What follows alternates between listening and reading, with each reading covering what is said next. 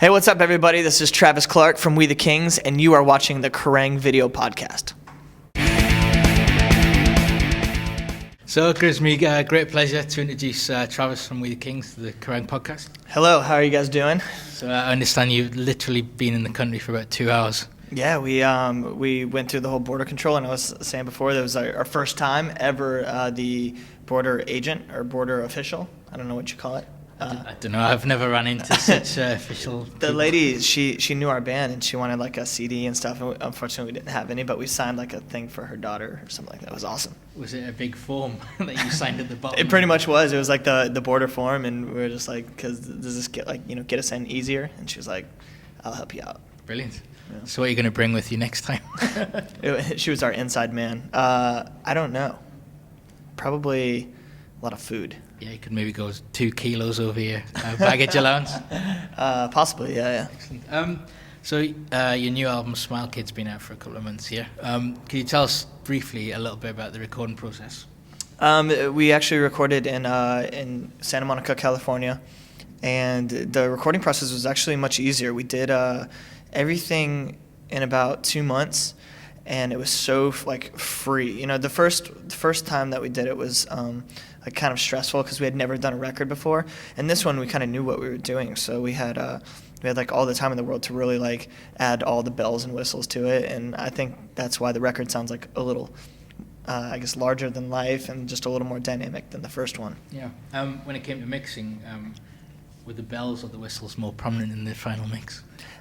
They weren't. We just wanted them to kind of have this kind of I don't know, magical sounding thing, whereas you could hear it if you were listening for it, but it definitely wasn't prominent. Awesome. So the album's sort of autobiographical in some ways throughout the album. Were there any moments in the last year and a half that you kind of left out because they were too embarrassing to inspire a song?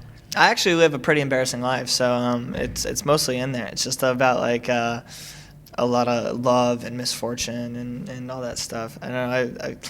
I always talk about we have a lot of, as a band, we have a ton of embarrassing moments that are just stuff that we don't even mind talking about. They're just kind of weird, But the record is really just, it's us at it's completely naked moment. There's nothing that we're hiding or anything like that. Brilliant. So in, say, 20 years' time, if someone was to write a kind of dirt-style expose of We the Kings, it would just be a lot of falling over or inappropriate comments. Yeah, it would probably be us at a party running around naked. Yeah, I mean, if there was any dirt, that would probably be it.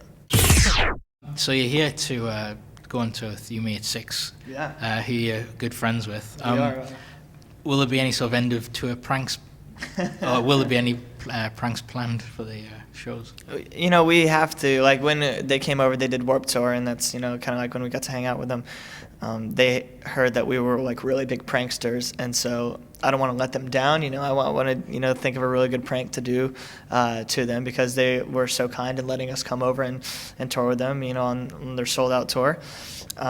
So there will definitely be tour pranks at the end of it. The biggest prank, I think, in my opinion, is because they love, playing football, and we're really good at it. And so when we beat them... Are we talking about American football or soccer? No, I'm talking about soccer. But, right. When I'm over here, I change it. Proper football. Yeah, proper football.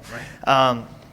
When we come over here, we always like to challenge them, whether it's, in a video game or, we find, a pitch to play on. Mm-hmm. And we beat them every single time, and they get so upset because it's they grew up around it. They're supposed to be awesome, and they are really good. It's just we were the soccer studs, or the football studs as kids. Yeah, brilliant. So what's your position?